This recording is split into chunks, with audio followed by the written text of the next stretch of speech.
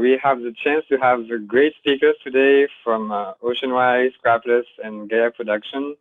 But before we jump in, I would like to acknowledge that this webinar is being recorded on the unceded territory of the Musqueam, the Squamish, and the Tsleil-Waututh people. And it is also really important to take all what we do in consideration for the next 7 generations. And we're going to see later on that the number 7 is an important one. And before we jump to our first speaker from Oceanwise, here is just a very, very simplistic representation of an average Canadian restaurant. And we're going to have a focus today on seafood, where you basically buy food, like a restaurant is buying food, and then some of the food is sold and eaten. And it's actually out of $5 spent on buying food, $4 are actually used for food that is sold and eaten, and $1 is used for food that is either sold and not eaten or not sold. And so we're going to look at different solutions. First, with Oceanwise upstream, how you can have a positive impact in the supply chain by buying Oceanwise seafood. Then how you can decrease your operation costs and food costs by 3 to 5% with Rethink together. And as well, we're going to have a great presentation from Scrapless on how you can find additional streams of revenue streams to sell unsold food. And last but not least, we're going to have Gaia Production sharing how we can make a beautiful story of all the positive actions you have. So first, we're going to start with Shiori Ito, account coordinator for Oceanwise. And Shiori, I let you share your screen. Awesome. Okay, well, thank you so much, Ben, for the introduction. I'm really happy to be here today and talk to you about Oceanwise and our seafood program. So we'll get right into it. So my name is Shiori Ito. I'm the accounts coordinator for the Oceanwise Seafood Program. And today I'll be talking to you about the important role that restaurants can play in the sustainable seafood movement. So just a really quick agenda, I'll just quickly talk about what the Oceanwise Seafood Program is, what we call sustainable seafood, and then the role of restaurants in the sustainable seafood movement. And then I'll also briefly touch on a different conservation initiative under our organization called the Plastic Reduction Partnership Program at the very end, and then hopefully have a few minutes for questions and answers. So the Oceanwise Seafood Program is a not-for-profit conservation program that partners with businesses and organizations in the seafood supply chain to increase education and awareness around seafood sustainability. Our partners across the country use the Oceanwise Seafood logo to identify their sustainable seafood options. The program started 15 years ago in 2005, and it actually started from the voice of a chef. So Chef Robert Clark, he approached the Vancouver Aquarium 15 years ago, wanting to be able to ensure that the seafood he was serving was sustainable, and also to be able to communicate that to his customers. And from this humble conversation, the program started with first just 16 partner restaurants in Vancouver. But the program quickly expanded over the years, and we now have over 750 partners across Canada and beyond. And we partner with a variety of businesses, not just restaurants, but also with seafood producers, processors, distributors, and retailers. So why are we concerned with seafood sustainability? The fact is that our oceans are in danger, and overfishing is one of the greatest threats facing our oceans today. According to the FAO's 2020 report, 34% of global fish stocks are considered overfished. Bycatch is another big issue associated with fishing, and bycatch are non-targeted and unintentional catches of other species. So here you see a picture of what is likely a trawl fishery directed at shrimp, but as you can see, there's a lot of different species that are also affected by the gear type, including a species of shark. And it's estimated that 4 out of 10 fish caught are bycatch. And poorly managed fisheries and aquaculture are impacting ecosystems, damaging critical habitats like coral reefs, and affecting the health of many species. And despite all the issues, seafood is the fastest growing food sector in the world. Global seafood consumption has more than doubled since the 1970s. And as you can see in this graph here, most of the increase in seafood production from the last few decades have actually been to the exponential growth of aquaculture or farmed seafood, which now accounts for more than half of the seafood that we consume globally. Seafood is also one of the most complex food systems in the world. As you know, seafood is often flown or shipped across the world, traded through many hands, processed, and distributed before it reaches the final consumer. Transparency and traceability are big issues in the seafood supply chain, and it makes it very difficult for the average consumer to understand which products are good and bad in terms of environmental sustainability. And this is where the role of food services becomes very important. The majority of seafood in North America is consumed in restaurants. And this is likely to have changed a bit due to the COVID-19 pandemic and how it's forced people to cook more food at home and experiment with a variety of food. But we believe that restaurants and food services will continue to be a very important place for consumers to enjoy and learn about seafood. And over the last 15 years, our program has worked closely with all types of businesses and organizations along the seafood supply chain. But consumers are the ones who drive demand and vote with their dollar. And because of this, we need the help of restaurants and food services to help us communicate to consumers which species are sustainably sourced and why it's important to know where your seafood comes from. So let's talk a bit about what I mean when I say sustainable seafood. OceanWise's recommendations are based on the most up-to-date scientific assessments and take into account several criteria. We assess the environmental performance of fisheries and aquaculture by looking at these three main areas. Firstly, harvesting that ensures healthy and resilient stocks. Secondly, is there an effective and adaptive management plan? And lastly, limited negative impacts on habitats and other species. The specific criteria vary depending on whether you're looking at a wild capture fishery or an aquaculture or farmed seafood. But each criteria gets a score, and the overall score must meet our line to be considered an OceanWise recommended sustainable choice. As mentioned before, restaurants and chefs have a major influence on what and how consumers eat. We've loved working with our restaurant and chef partners to increase education and awareness of seafood sustainability through their menus and through different events and campaigns. Here are just some photos of some amazing collaborations that we've had with our partner chefs. We've done a lot of events, including our annual Chowder Chowdown fundraiser, which you can see on the top left, where partner chefs can compete against each other to be crowned the Sustainable Chowder Champion, as well as a Sustainable Seafood Walking Tour, which you see in the middle here, where we led groups of people to several OceanWise restaurants where they got to try a sustainable seafood dish and also hear from the chef directly about the seafood, as well as their own sustainability journey as a chef, obviously before COVID times.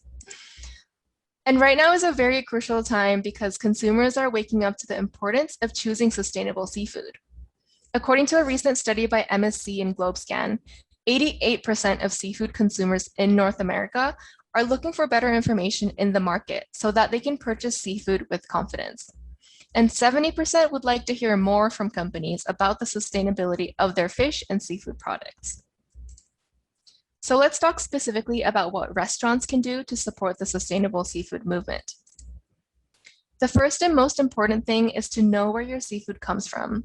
It is so important to get a good understanding of your current baseline so that you can keep track of any improvements in seafood sourcing. Specifically, you want to ask these three questions. What species is it? Where was it caught or farmed? And how was it caught or farmed?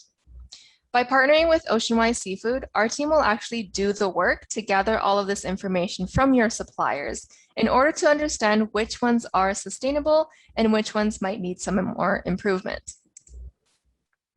And with this information, you can actually go onto our website as well and check if something is OceanWise recommended or not, with the information on the species, method, and location. So this is what our recommendation search looks like. And you can actually click into each of those items and you can read the full report and see how the fishery or aquaculture scored in each of the different categories. Next, using the information that you've gathered about your seafood, you can set goals to improve your seafood sourcing over time.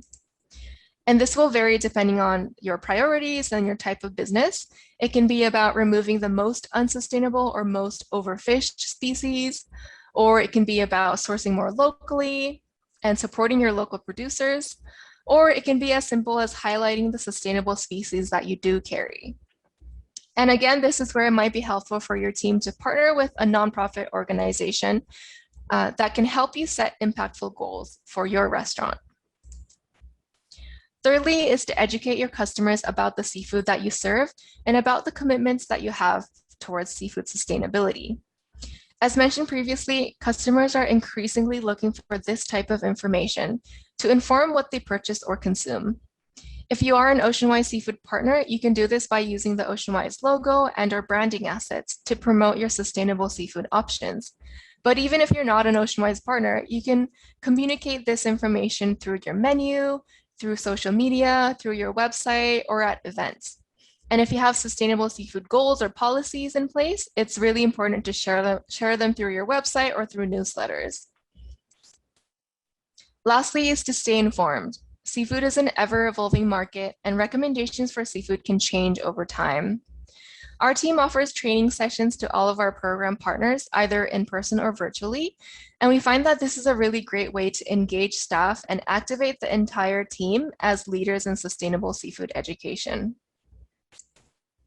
We have a quarterly newsletter as well as a blog page that can help keep you informed about our recommendations, and our social media is also a great place to find out more about our partners and sustainable species.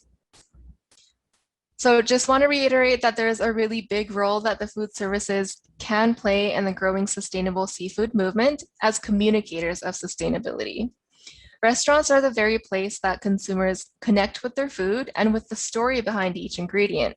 So it's really important for restaurants to know where their seafood is coming from and to ensure that it's a sustainable choice.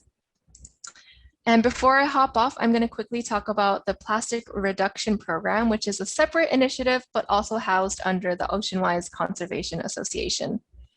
In January this year, Oceanwise launched the Plastic Reduction Program, which is aimed at supporting restaurants and food service businesses on their journey to reduce unnecessary and harmful plastic waste.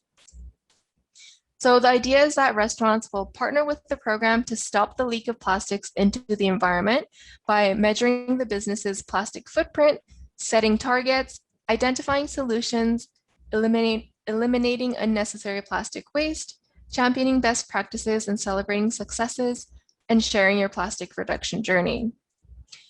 As you may know, the Government of Canada has proposed to ban harmful single-use plastics in 2021, including a lot of food service related items such as straws and cutlery and stir sticks. So this means that Oceanwise's plastic reduction program can help restaurants prepare for any of these future bans. This program is currently being offered for free for the first year, and the plastics team is looking for restaurants who are interested in becoming a partner. So if you are interested in joining the program or learning more, please visit plasticreduction.ocean.org, or you can contact plastic.wise@ocean.org. And that concludes my section of this webinar. Thank you so much for listening, and you can reach me at shiori.ito@ocean.org if you have any questions, or I'm happy to take questions now as well if we have time. Now we're gonna talk about like opportunities in the restaurants. So I'm Ben, I'm the co-founder and director at Rethink together with my business partner Laure, who is also here in this call. And I'm also the accredited consultant for the certification program, the Pledge on Food Waste. And for those who don't know Rethink together, we are a food sustainability consulting company with expertise in food waste prevention. And so because the opportunity is really very important, because an average restaurant in British Columbia spends $50,000 on average on food that is never eaten. So that doesn't bring any value for the customers. And so this is really important to understand that there are more money being used to food that is not eaten. That's money that is generated to make profits. And so this really is a huge opportunity for restaurants right now who are currently suffering of the pandemic. And our mission at Rethink Together is to help and inspire food businesses, consumers, and decision makers to see that food is too valuable to waste and supporting them to make wiser choices. And our value proposition for hotels and restaurants, because we also work for consumers, but for hotels and restaurants, we offer food expertise, technology, and a certification program, the Pledge on Food Waste, to improve financial and sustainability performance. So as I mentioned, like our solutions, like there is the food intel tech technology that I'm going to share more insights after this, this slide, and also the Pledge on Food Waste, which is a certification program that I'm not going to talk too much during this presentation, but more than happy to answer any question if you have. And the average impact of implementing our solutions, you can expect to decrease your food cost by 2 to 5%, and to decrease your food waste by at least 20%. So it's a significant impact for your operations.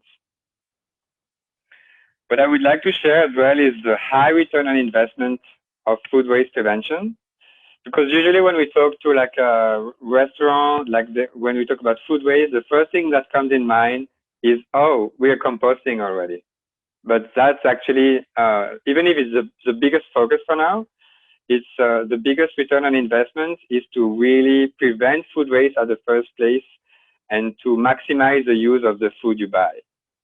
And what we've seen is that hotels and restaurants with no food waste monitoring system, they waste 3 to 8 times more than what they think. So really, the problem is completely underestimated, and that's a huge opportunity as well. So if I take the diagram I shared with you earlier, where you buy food, and that's, let's say, for $5, and $4 of these $5 are actually used for food that is sold and eaten. And sold and uneaten food plus unsold food is an opportunity to actually recover and get this money back for your restaurant and to improve your bottom line. So then there's what can you do about seafood? Like, is seafood my biggest opportunity as a restaurant, or can I find new creative solutions, new recipe to maximize the use of my seafood ingredients? If we take about seafood, you can, one good example of food waste prevention is to be creative. And there are many different recipes on how to, for example, if you have a cooked seafood that is already used, you can make fish cake out of it. And then, so that's a way, and there are many other recipes. I invite you to go to the Love Food Hate Waste Canada website, which has great recipes, and we have a lot of internal resources as well to help you implement some creative recipes in your operations. And but then it can get a little bit complex, because there are many sources of food waste. Should you review the way you receive your seafood? Should you help your guests reduce plate waste? Should you use different KPIs to decrease the food cost? And when and where is food waste happening in your operations? So there are many questions that you may have, and it can be challenging to actually make decisions when you don't have data to support it. And so really, we make it easier. We make it easier by applying tech to the problem and closely partnering with you so that you can make the most of every food purchase whenever you want. And so the Food Intel Tech, which is a technology developed by Light Blue, our partner, is easy to use. In 15 minutes, you can be ready to use it. You can boost your bottom line with current users typically save 3% of food cost. You have actionable data with intuitive dashboards, and it's a solution which is scalable. So if you have different locations, you can try in one and then scale the impact very easily. And one thing important is you only manage what you measure. So the first thing to improve your bottom line is to really understand what's going on in your operation and to put some data behind it, because it's key to take decisions based on data and not based on I think I don't have a lot of food waste.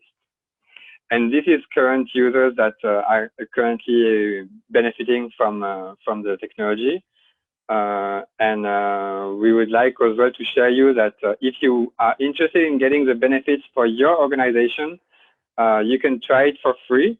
We have currently a free trial, so you can have a look on rethinktogether.com/foodinteltech to start your free trial, or reach out to us at info@rethinktogether.com. Scrapless presentation, which is also a great solution, which is going to be available for restaurant, which is already available for restaurant and food service operations. And thank you so much, Mark, for being here and for sharing your solutions. Thank you, Ben. And thank you for organizing this. And it's good to see everybody here on this great morning. So Scrapless is a food discovery and redistribution platform. And I am one of the co-founders for the application itself. Essentially, what Scrapless is it's a way to use digital connection to promote and support local businesses.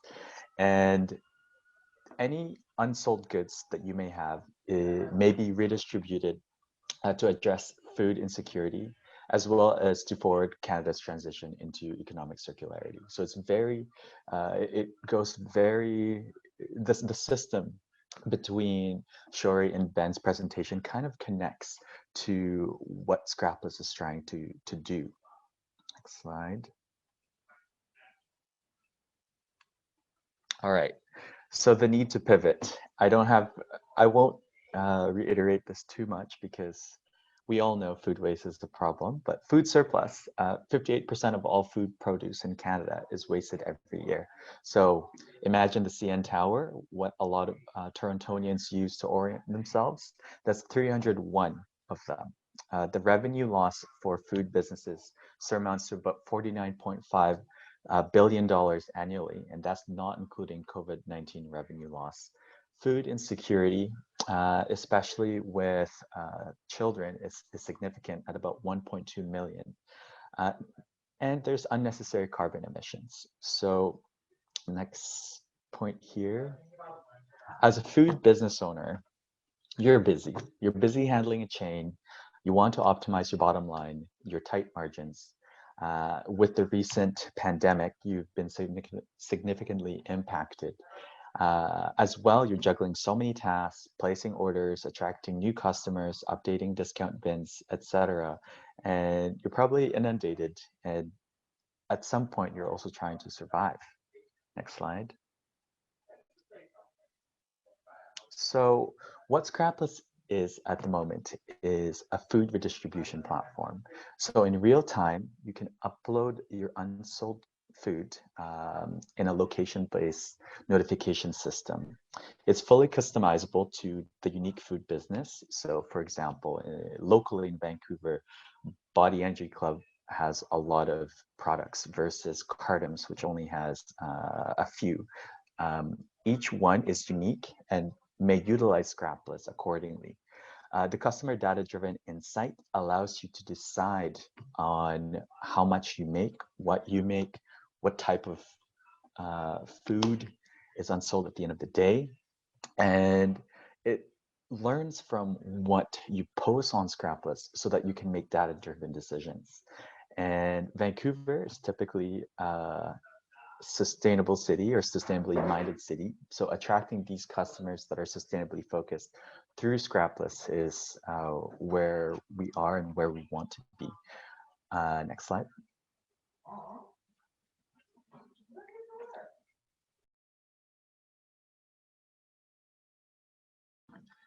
Sorry about that. So for a user base within Scrapless, young professionals are typically the ones that are using Scrapless. So somebody that's tech savvy loves to support local restaurants and a good deal, as well as they may have limited savings, borderline food insecure, possibly affected by COVID-19, but also has a large network of like-minded individuals. Just talking about how it works here, The supplier lists their near expiring or close to best before date food products at a discounted rate, and it gets placed onto scrapless.ca when they do their partner login. Then the Scrapless application user gets notified in their area, depending on the tag that they have. For example, you may be vegan or lactose intolerant or halal. They can reserve a listing in the app by paying a portion of the cost upfront. So that's the reservation fee that allows you to reserve the food for 30 minutes. After a reservation is made, you are notified and you can prepare the order for pickup. So it's not a food delivery application. You actually have to go to the physical store to pick it up. Users will walk to your location, and then the remainder of the cost is paid once the transaction is marked completed. So at the moment, it's free for users to use, and we're kind of working with our partners to develop and continue developing the features of Scrapless. For a user, you can view the listing on Scrapless, you can subscribe to push notifications from your favorite locations, and you can filter accordingly to your dietary restrictions, etc.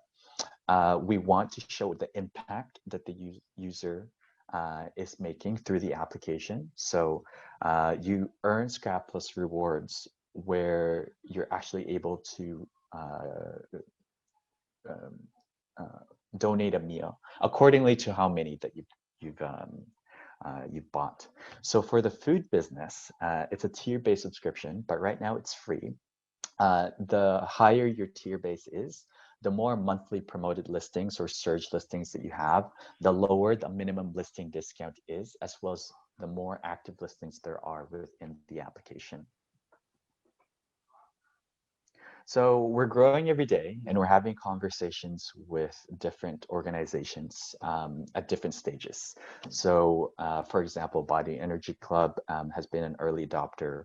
Grocery Checkout, as well as the UBC Food Services, has historically worked with us, and Cartons. And as you can see from all of these different partners that we have, everyone is unique in their problems, and everyone has specific features that they want that Scrapless is trying to address.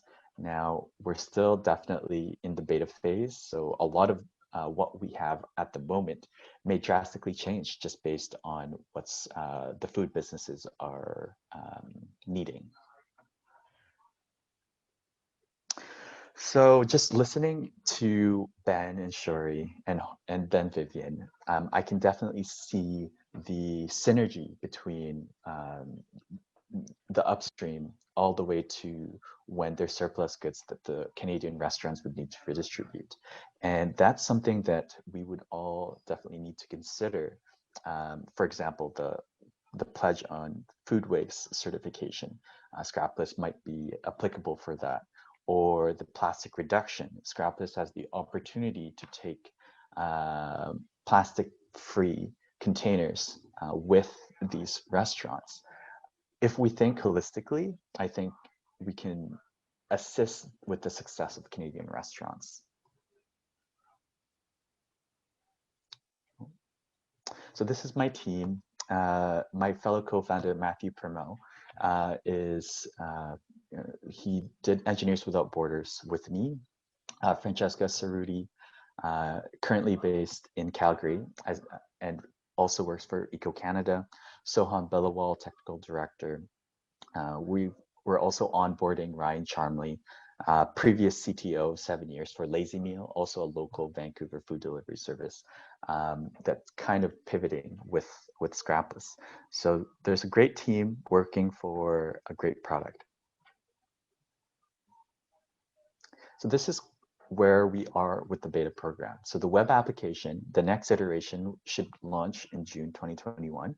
We're looking for Canadian restaurants to test Scrapless and continue to get great feedback from the food businesses. Users is a little bit easier, but the food businesses themselves are the people that we're really looking to help. We want to continue testing and implementing new features to determine how our application can work best for our partners. So if you're interested, we can connect on LinkedIn or go to our website at scrapless.ca. do more, scrap less. Thanks everybody for the presentation. Thank you, Mark. That was great. Do we have any questions? Does Scrapless work with hotels? So yes, short answer, yes. The long answer, it would depend on what type of business model and how the hotel works. I can see Scrapless using, I can see hotels using Scrapless to post their surplus goods through the platform with the food being up at a certain time. But with the expectation that the user would need to come to the actual hotel to pick up the food. So it may work or it may not. The conversation would need to continue. Is there a way to track the food that gets picked up as part of a restaurant's overall waste diversion? Yes, so we have a historic posting menu that kind of keeps track of the approximate type, weight, and other tags that the food business uploads, and you can kind of view a historic to see how much food you've diverted through the application. And thanks, Laura. Thank you so much, Mark, for presenting this. It was amazing, and looking forward. I've been waiting for this kind of solution for a while, so it's great to have this now. Thank you. So Vivian now is gonna present us the Food Synergy movie. So Vivian, you have the floor. Yes, hello everybody. Well, thank you again, Ben, and all these wonderful presenters, Mark, Shiori, for being part of the change. I'm a believer that small percent of people doing great things can make this incredible positive social change. And I think it's very exciting to see all the little that are big and mighty little steps being taken by different organizations and facets of society. And I think I have hope for the future. So thank you all for being part of that, and all of you attending for, again, being part of that. So thank you. I have partnered with some amazing people to tell a great story. I'm a filmmaker, producer, and actor, and huge into sustainability. That's my background. I have a sustainability degree from UBC. And as a filmmaker, I always love combining my passion for like proactive social change and positive social change and storytelling. And so I partnered with actually Ben and Rethink together, and we have endeavored for the last year. We're in pre-production for a feature documentary on the food chain cycle, starting from the growth of food, basically the farmer, all the way to compost. So there's gonna be 7 chapters on the story of life, the life of food, basically. It's never been done. So it's going to be 7 chapters basically going through that story. And what I've discovered is they're kind of like at odds, but they're all part of the story. One is how little people actually know about food waste and how much it's not kind of mainstream, like, you know, recycling and reusable bags and reusable totes. Fortunately, those have become more mainstream, but food waste is something that is undermined and really not known in society, which is pretty much tragic, because Ben, I think in one of his presentations, has mentioned that it's a statistic that stayed with me, that if food waste was a country, it'd be the 3rd largest contributor of CO2 gases. Like, that's right, Ben, right? The 3rd? Mm-hmm. Yeah, that's so I mean, correct. That's just huge, you know, global ramifications for the environment and for us as well, right? So, so A, how little people know about it, which is why I want to tell this story, and B, how many great things are being done already on a local level to create that change, which is what our documentary wants to be. It wants to be a message of hope, not just raising awareness to what is the problem, but more importantly, what you can do in whatever level, whether you're a restaurant or whether you're a hotel, whether you're just person, civilian trying to make change, or retail, to make a positive change. So yes, so 7 positive stories to empower you to fight food waste from farm to fork, in whatever level that is. And all of us obviously have, you know, we can cross sections. If you're a restaurant owner, you're a civilian, but also a restaurant owner, and etc. Right? So it's a creative documentary. And so next slide. And we want to basically, like I said, start just shedding light on both the problems and the challenges that people face on each of the levels, but also the solutions that can be had at each of those levels or mini chapters. Because obviously there's a lot of challenges in each sector, whether you're in retail, in the farm industry and in the processing and manufacturing, the transportation has a lot of problems that they have to overcome in order to be more sustainable in terms of food. But there's also a lot of very creative individuals who really take this passionately, and some very ingenious and inventive and often even simple solutions have been created to fight waste that has already been cataloged as very, very successful. So we want to show people that there are ways to change, and it doesn't have to either cost a lot or be very onerous, and it's on all of us to take action and do something. So the first chapter that we're going to cover is farm, and that's a $3 billion opportunity in Canada if we reduce food waste by a small amount, which we get into the documentary in. But yeah, it's statistically, it's staggering how much we can actually save in terms of money, but also the environment, if we start at the source, which is the food source of farming, right? The second chapter is processing and manufacturing. Huge waste in that industry. $21 billion could be saved, and tons of food in the manufacturing, because obviously the more you trickle down to the layers to get to the final step, the more you realize that how little actually gets to our tables. And so people think, oh, we compost, it's such a big thing and tons. Yeah, but if you realize that further up the chain, all these levels have already been tons of waste, that we actually have to start at the source and at the root, like most problems, right? And address these kind of systemic issues, right? The third chapter we're going to cover is distribution. Again, there's a lot of problems that people think aren't part of this step. They think, well, it's already packaged and you just have to distribute it. So what's the problem? No, it gets very technical and very complicated. And a lot of, I was surprised that even like big scale companies that you would think this wouldn't be on the radar are starting to realize that, yeah, it's quite an insidious problem. It costs a lot of money, but it's very resource heavy. The waste and the transport, that it's unnecessary if you actually do a little bit more planning in the pre-steps and do it more, with thinking about preventing waste in the first place, rather than having it be a problem that you have to deal with later. So that's something that we realized. And the first chapter is retail. Now, this is a huge one, a huge one. There is so many things about the consumer ethos that goes into this chapter. And it's a very telling chapter, because this actually starts to tackle psychology and people's behaviors and attitudes about consumption. Like if it doesn't look really that pretty, they put it in the back. And if it's been there too long, they just, discard it. How many times do you look at an apple and you're like, is it the last one there? And why is it on the side? Or why is it a little bit brown? And just, there's a lot of consumerist psychology that goes into retail that makes a lot of waste unnecessary. Very, very telling chapter. It's been very difficult to challenge, but also a lot of retailers are doing a lot of proactive steps, even big chains, to curtail this problem. But this one is, $6 billion opportunity, conservative estimates. So one of the last chapters is the home. There is a lot of things that you can do as an individual to tackle food waste. And we are very excited to interview people in their home settings, and both kind of have it be like the start of it going to be like, well, what do you do at home?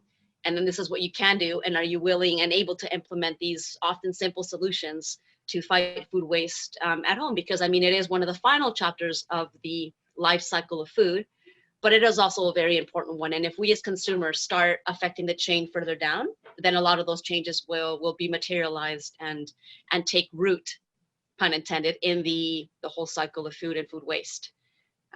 So stay tuned for that. That's going to be fun.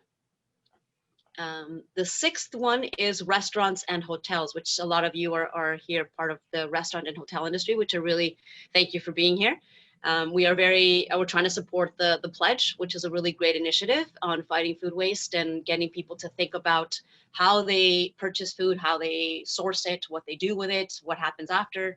And initiatives like Scrapless are quintessential in that, and making sure that the restaurants have a healthy environment within the restaurants, but also be responsible for what they have and what they don't use after, right? So restaurants and hotels are a huge food waste industry that a lot of people don't realize. But again, being part of both the consumer, but also as a manufacturer, their problems are a little bit more unique, because they not only have to source the food and cook it and process it, but also the kind of a retail at the same time because they're offering that food in a very unique way. So they have very unique challenges, which I'm sure a lot of you restaurant owners, hotel owners, catering businesses can attest to that. And so the way that these people that we're going to interview are tackling this is fantastic. And I really hope to integrate restaurants and hotels more in this documentary, because it has been something that is starting in the industry, unfortunately. Retail and manufacturing are a little bit more ahead of the curve on that. So we're hoping to change that by raising awareness as to the nature of the problem, but also potential solutions. $7 billion are there. So, and the last chapter that we're going to touch upon, which is really near and dear to my heart, because it's something that I honestly did not know a lot about. And through research for this documentary and in reaching out to people in the community who are, compost champions, I have learned a lot, and I am incredibly amazed at the power of this resource to affect positive change all the way down the ladder. It's such a small thing, but it has such huge ramifications in a positive way to make our systems and the whole food system healthy. The way it's done, and Vancouver, some of you might not be surprised, but it's a huge avant-garde and harbinger of compost initiatives, and they have taken models from things in Europe and whatever and studied that. And I think UBC has a great system for that, and there's a local community garden in like the west end here of like Point Grey area that we are going to be featuring, and they have been there for like decades, and it's one of the first urban compost demonstration gardens in Canada. And so they have been doing fantastic work on a small scale, but something that is very quintessential to their mission is education. So there's like a small team of like 10 of them, and that they're always on webinars and doing things and trying to teach people that your compost both at home, but in your restaurant and in your farm and in all those levels has huge positive implications. So I'm really excited about that one, because it's the last chapter, but a very important chapter that will tie all of those 7 chapters together very nicely. It's a very heartwarming story. So this is our team. Me, hello, you already know me. Ben, my co-producer, amazing do-it-all business partner. And then we have a great cinematographer, Grace, who's a huge sustainability champion. Irina, she's from Romania, and she has been studying sustainability since she could. Since she was like 10 and 11, she was really into like community gardens and everything. So we're really excited to have all these people on board. And documentary experts, we've been liaising with people from, they've been doing a lot of documentaries, like the 2040 documentary, and what's the one, Ben, that you showed me, the one that you featured at your Tomorrow. Oh, Just Eat It. Yes, and Just Eat It. A lot of these people have been quintessential in helping us just know how to tackle this issue and what to talk about and what not to talk about. So we've had a lot of the blessing to have a lot of great people behind our team.